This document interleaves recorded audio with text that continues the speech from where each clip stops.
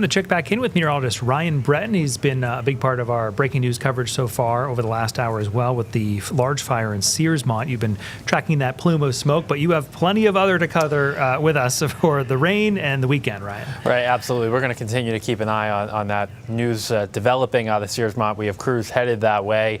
We'll chat about the weather going forward, which is largely positive heading into the weekend and early next week. We still have some rain out there. Most of it's in southern Maine, but there are some showers that go back up toward the Oxford Hills and a few showers around Bangor. By the way, I do want to point out there are a couple of raindrops that are making it through the Appleton and Searsmont area. This is the radar here over the last hour or so.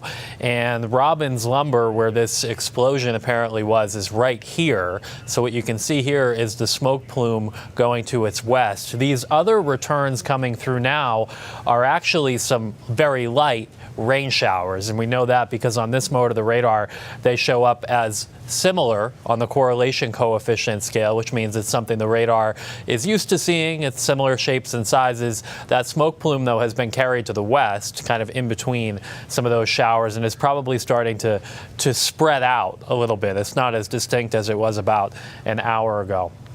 Overall, we're going to be drying out as the afternoon goes on. There still are some showers back here in western Maine and still a few around Portland, but the heaviest rain is pushing south down through southern York County and Seacoast, New Hampshire.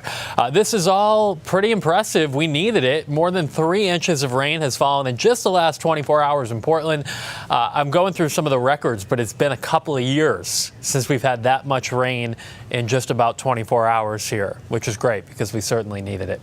Warm in northern Maine where the sun is out. This trough is going to start pulling away, and later today it is going to dry out, and then we are in for a beautiful weekend as high pressure builds in. So if you have evening plans, it's still going to be cool, but showers will be drying up, and you may even get a little sun before the end of the day today too.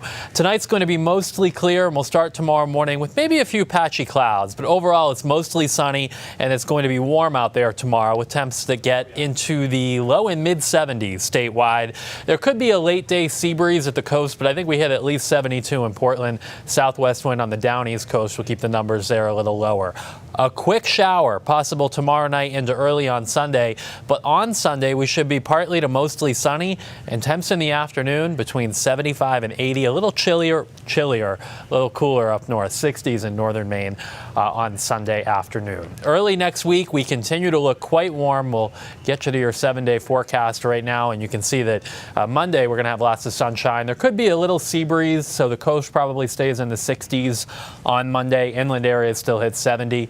And then mid-80s are possible Tuesday and Wednesday. That's also going to come with a slight increase in the humidity too. Temps in the low to mid-80s with overnight lows only in the low 60s next Wednesday. So the weekend, guys, weather-wise, looking good, and we are into a quiet stretch through the middle of next week. Changes are coming. Yeah. All right, Ryan, thank you. You're welcome.